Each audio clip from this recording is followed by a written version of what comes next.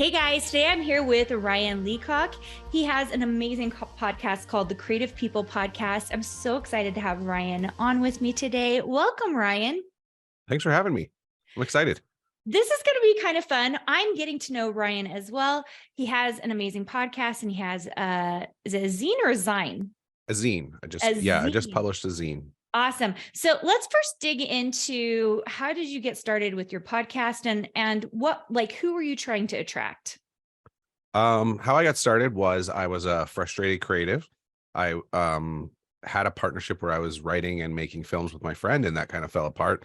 So I was kind of thinking about what I was going to do next. This was about just over 3 years ago, before COVID, and I didn't know what to do, but I knew that podcasting at that point was like it was a cool thing to do. So I was playing with with the idea of podcasting, and then one day I just kind of thought, you know, creatives, no matter what type of creative you are, we're usually going through the same things. And this was something that came up when I would listen to other podcasts like Mark Maron's podcast, WTF, or Dax's podcast. And I was always into the ones where, they got into the nuts and bolts of being a creative person.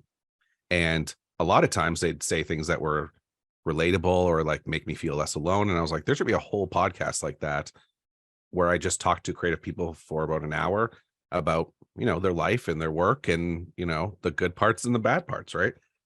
So I started out, and then COVID hit like a few months after, and then everyone didn't know what to do with themselves. And so I didn't know what to do with myself. So I just started making tons of podcasts, interviewing a lot of people. And 3 years later, I'm still doing it, and I've learned a lot about creativity and branched out and kind of retaking control of my own creative life. So that's kind of the gist of it. Amazing. So are you still doing filming and writing? Are you still doing all of those things on top of the podcast? No, I'm not writing for film anymore. I am writing in my own capacity. So I'm really, even during the podcast, it was like, what do I want to do now that I'm not going to do that? And filmmaking is like really difficult. All creative work is pretty difficult, but you gotta, I don't know. It was just a slog, and I was so burnt out. And when you have to rely on a lot of people, that's tough. And so I was like, well, what can I do? So I've been writing for a long time. And designing. So yeah, I'm really focusing on those things now. But it was a process. I really had to kind of say goodbye to a lot of things that I wanted to do. But, I cut all these things off and just am doing the things that I really know are for me. You know what I mean? Yeah, 100%.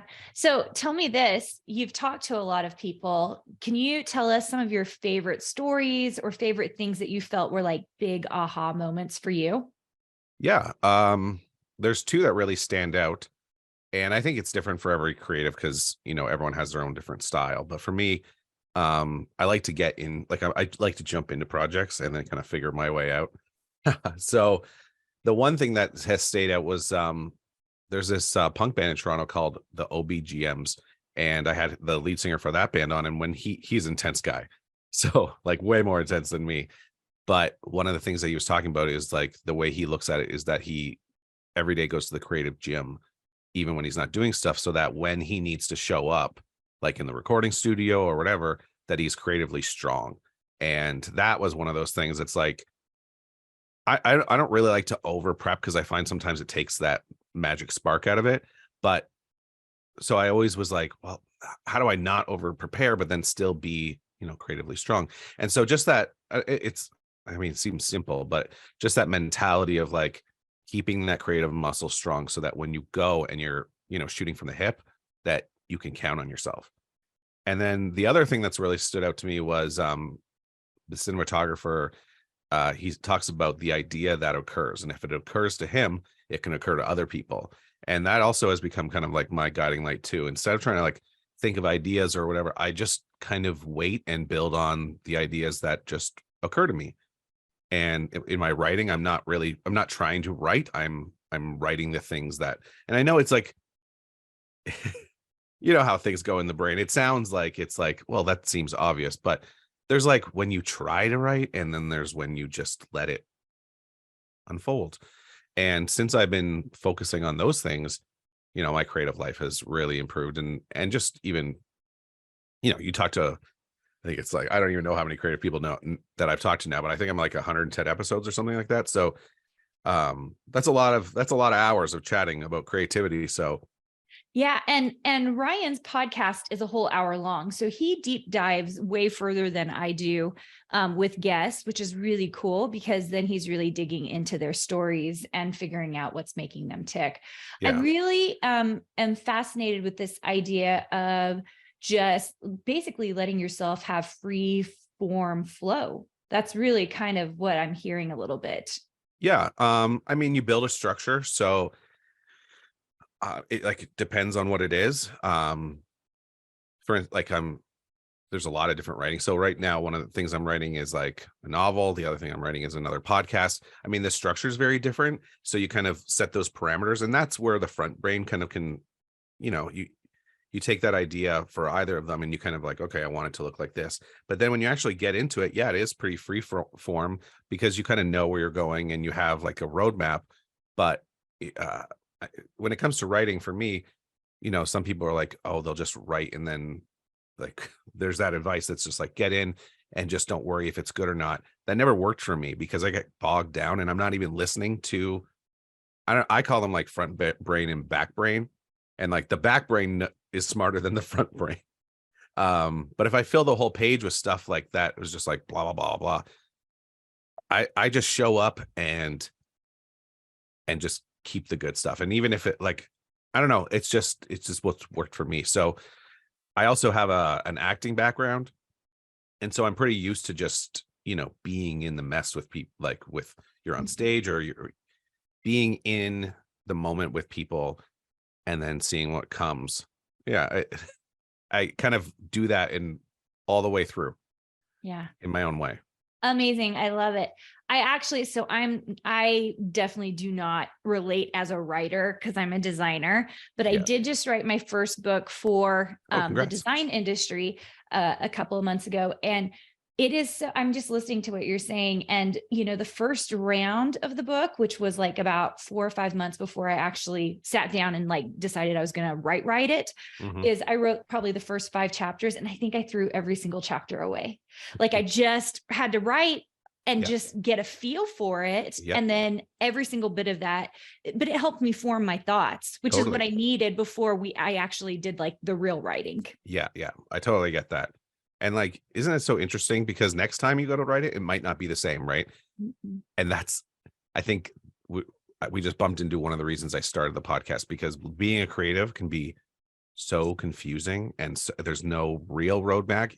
Sorry, no real roadmap. Even the thing that worked last week might not work this week. Like it can be a slog and it can be a confusing time. So, just being able to talk about those things, it just seemed like this is necessary. Yeah, I love it. So, it kind of sounds like the podcast for you in a lot of ways is a way for you to, I mean, for sure, connect with other creatives, but then Definitely. also a little bit kind of glean information, not just for yourself, but your listeners. Oh yeah. Like I was inspired. There's a story that the filmmaker Judd Apatow tells that when he was in high school, he wanted to learn about comedy. So he like pretended or like made a like for his newspaper for his school, he got a foot in the door to interview all these people. And so he interviewed a lot of comedians because he's like, well, how do I do this? And with that same mentality, I went into my podcast. I was like, I started as a frustrated creative and I was like, I'm going to figure this thing out. And I've read a lot of books and I love reading creativity books, but something about like finding out what are the similarities that these people are talking about. What's a baker saying? What's a rapper saying? What's a dancer? What do they have in common? That's what I was most interested in. And really just kind of saying like, hey, if you're a creative person, you're on this boat with us. And I think that could help with, feeling not alone because a lot of creative work is alone. And then two, again, gleaning those helpful tips. Yeah, I love it. So one of the things that I always think about are designers who've come onto my podcast that I've Mhm, kind of chatted with, and I kind of hear their stories. And one of the episodes, I think it was Melanie who came on, said it took her 2 years to get a fabric contract. And mm, she just kept going back and contacting the creative director over and over again, not in a crazy way, but like, every 6 months to a year mhm, before she actually got it and brought new stuff. And I think that really, that was like kind of the first time I heard someone who had like been very consistent over a long period of time to try to get the thing that she really mhm. wanted in her creative business. I'm wondering if there is anything or any aha moments kind of like that that you've thought of that as you're interviewing people kind of come up. Well, similarly, there's a photographer in Toronto that she kind of had that same drive of like she's I think the episode's called like 1,000 emails or something like that because she was just so consistent. And that was like that's a challenge. Like when you hear it, you're like, it's like you're inspired, but you're also challenged by that. Like, oh my goodness, like I give up after five sometimes or whatever. But also when you even said that story, I'm like, your story, I was like, well, what were those 2 years like for your person? Because those 2 years, I'm sure there was a lot of disappointment, there was a lot of frustration. Like it's easy to tell a story where it's like, oh, 2 years later, I got it. But a year and a half in, you're like, what am I doing? Like it's easy to doubt yourself, and that's where you can feel so alone and everything. So yeah, I would I have a similar person. I forget her name. I think it's Kate. And yeah, 1,000 emails, something like that. But That's it's like that keep going. that consistency thing, right? That Yeah. creatives like kind of struggle with because we're so excited about all the Oh, different man. things.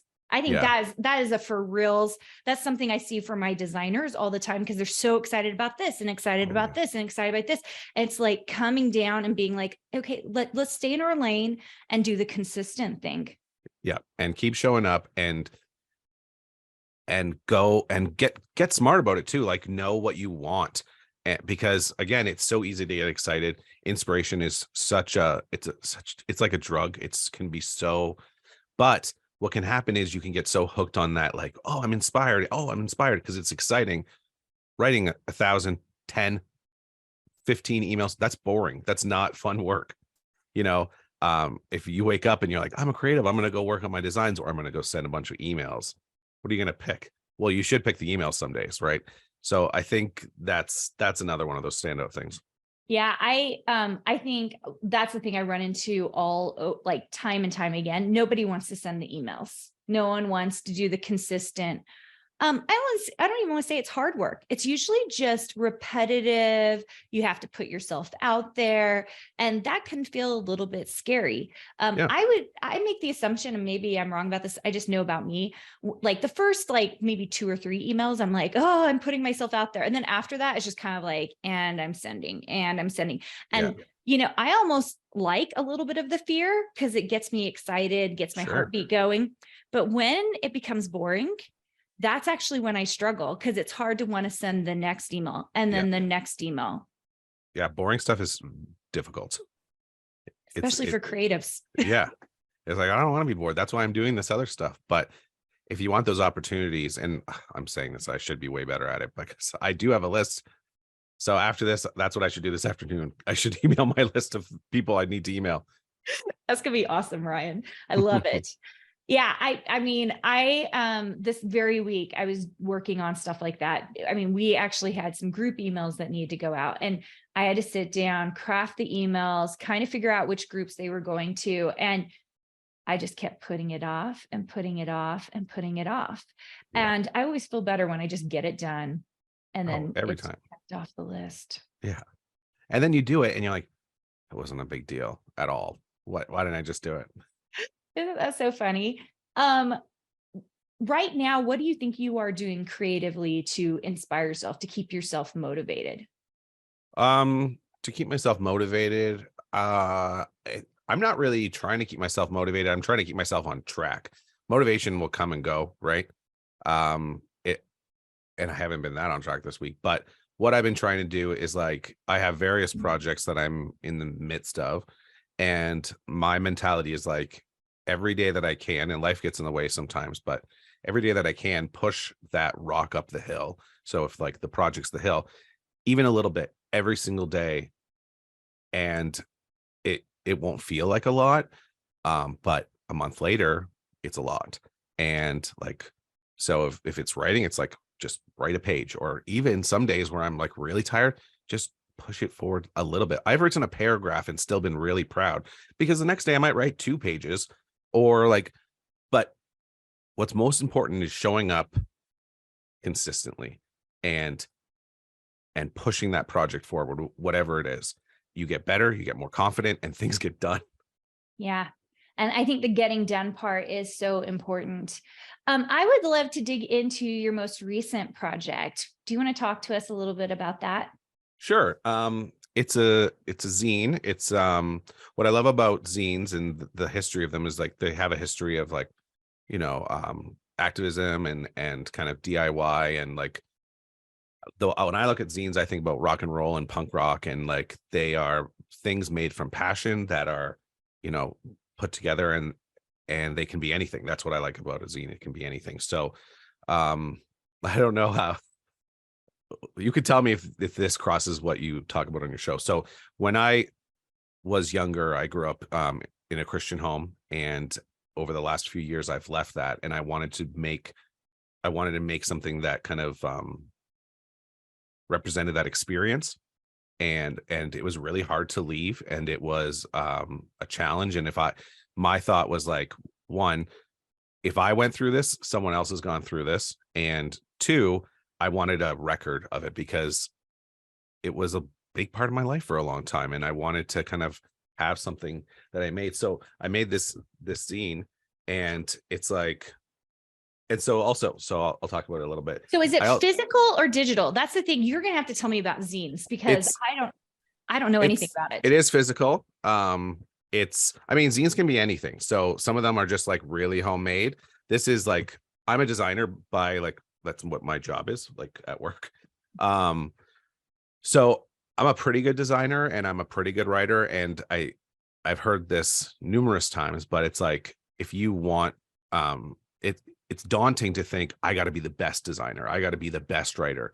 What's less daunting, and where you can find like your own sweet spot, is if you combine two things that you're pretty good at. So I'm a pretty good designer, and I'm a pretty good writer. So the zine was like, well, I have this thing I want to talk about. I'm a pretty good writer, a pretty good designer. What if I put those two things together and then use that as a vehicle to talk about the things I want to talk about?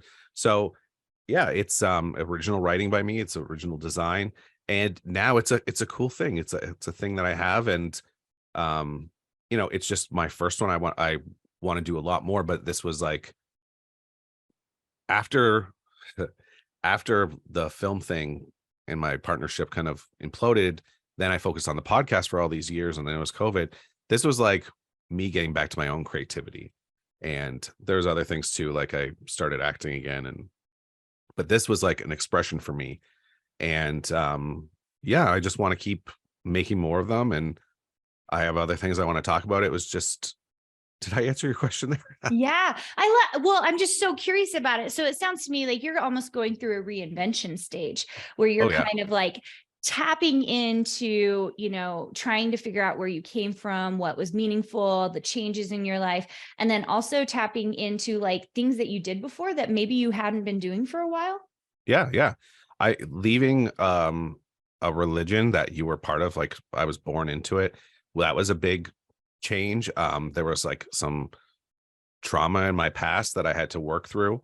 And, you know, I kind of thought when I started the podcast and it kind of got some legs, that that's what I wanted to focus on. But the more I did it, though, I was like, I want to make my own things.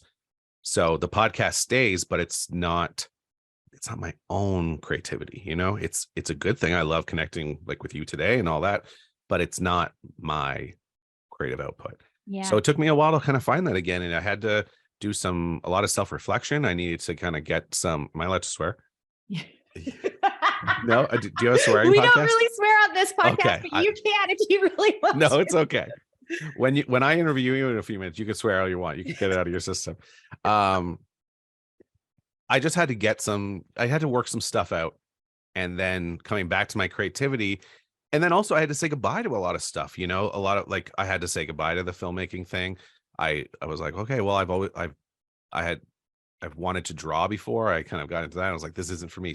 So I really was like, it's going back to before we were talking about being excited. If you're a creative person, you're probably talented. So you have like a handful of things you could do. But if you try to do them all, like you don't have enough time in the day and you're going to burn yourself out. And some of them you're not actually going to like. You can do them and maybe you do them once in a while, but you don't really want to do them all the time. So I took the last few years while making the podcast and stuff and just like saying goodbye to stuff that's like, I'm not focusing on that. I'm focusing on these things. And I mean, there's still a lot of them, but it took a while. And so, yeah, I am in a little bit of a rebirth of, who I am as a creative. And it took a long time. And I blame COVID though, because that didn't help at all. It's like, it took me like 5 years to like reinvent myself, but 3 of those are like COVID. So it doesn't count. I like that. That's hilarious. I mean, but do you think at all that COVID did help in that reinvention? Because you were like, well, I'm going to try a little this and try a little that. Or do you think it made it way more difficult? Like you think you could have gone through that process even faster? Like both, because it did put life on pause. So that slowed things down. But the other hand of that is that COVID, especially with the podcast and really learning the things I needed to learn, especially at the beginning, everyone didn't know what to do with themselves. And so it was actually really easy to get guests. And I had a lot of really cool conversations because this was like as the podcast bubble was growing, and it was really easy to get guests from like all over the world. So that really, that first year and a half, I was like in this sweet spot where people were available and I grew a podcast really quick. And I didn't know, it's like I left my church and my partnership fell apart. So I was kind of alone, other than, family and stuff, but I needed to rebuild my creative community. I needed to rebuild not even my creative community. I needed to rebuild my friendships. And so the podcast was really, really good for that. So yeah, both. Yeah, love it so much. Ryan, if people want to come follow you, where would you send them? You can follow the podcast on Instagram.